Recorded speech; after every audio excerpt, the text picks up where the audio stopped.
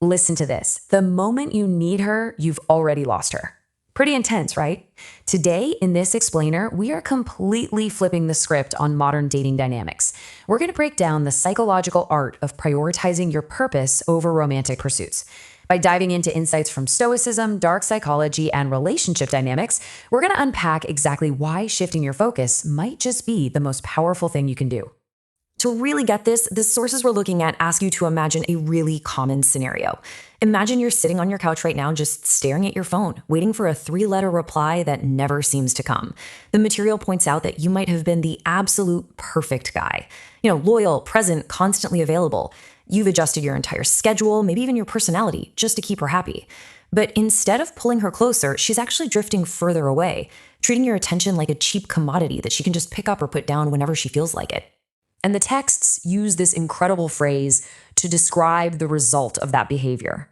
They argue that by turning her into your mission and your North Star, you end up feeling emotionally homeless, constantly trying to live inside her approval. It's a tough pill to swallow, but the hard truth these sources present is that your focus is your greatest asset, and you've just been spending it in the wrong place. Because according to the psychology, a woman doesn't actually want to be your mission.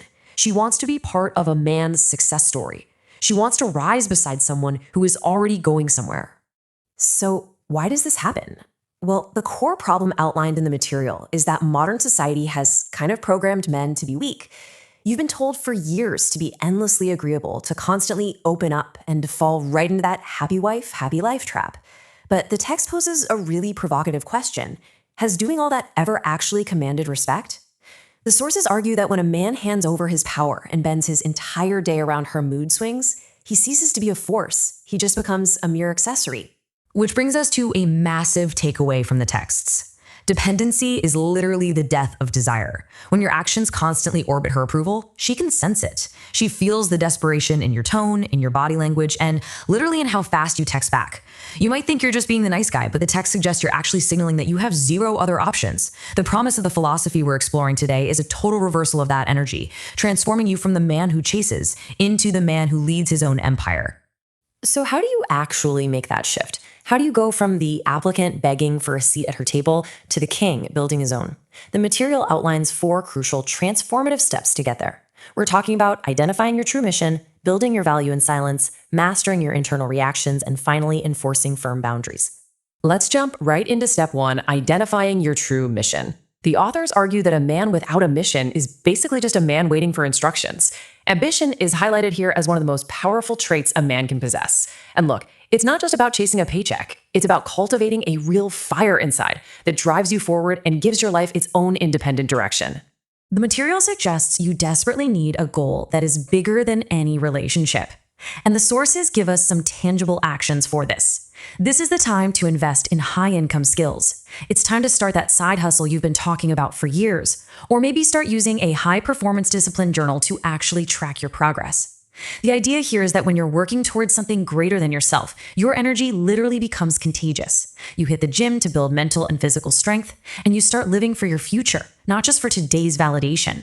All right, moving on to step 2, and this one is fascinating. The texts advise building your value in total silence. They frame silence as your absolute greatest weapon because it creates a void that people simply aren't used to anymore. Think about it. While other guys are over-talking and filling the air with meaningless chatter, a high-value man speaks with purpose. He lets his results do the talking, relying on the lost art of mystery to keep people seriously intrigued. By pulling back, you create what the sources call the void. Now, let's be clear, this is not about ghosting someone. It's a strategic withdrawal that creates psychological scarcity. The philosophy suggests that by fixing your posture, moving deliberately, and just pulling back your constant availability, you vanish into your own evolution. The ultimate goal? The next time she sees you, you should be completely unrecognizable. Not out of spite or anger, but out of genuine, undeniable progress. The sources paint a really stark contrast between 2 archetypes here. On one side, you have the applicant. This guy operates entirely out of desperation. He fills any silence with instant replies and meaningless chatter, instantly signaling a lack of options. In total contrast, the king speaks with absolute purpose and is entirely comfortable in silence. By not feeling the need to explain your every move, you project an unshakable confidence that just naturally commands respect. Okay, step 3 is all about mastering what the authors call the war inside your own mind. According to the philosophy, women are going to constantly test a man's emotional stability. They want to see if he is genuinely a solid rock or if his confidence is just a mask held up by fragile emotions.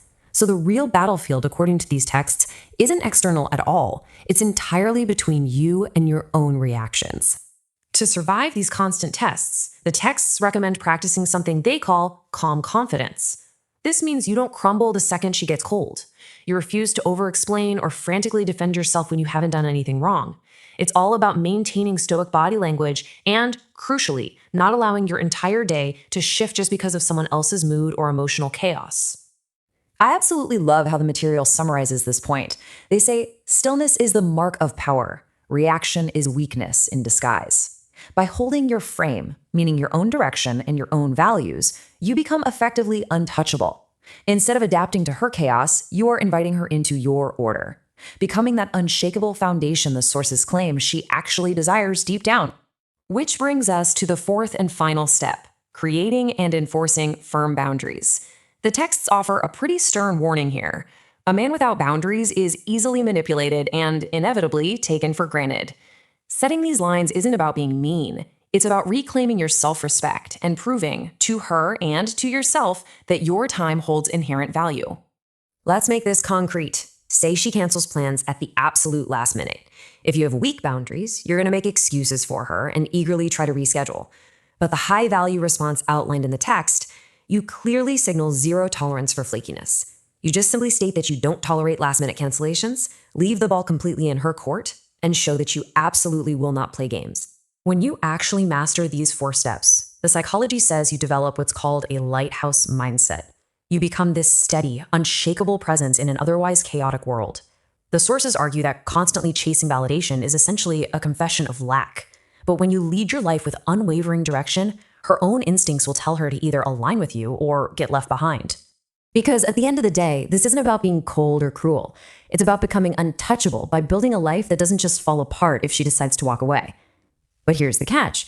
The authors leave us with, and it's a big one. This entire philosophy only works if you are truly willing to risk losing her in order to finally find yourself. It's a deeply provocative thought, but this shift from dependency to true purpose is the absolute core of the psychological approach we've unpacked today.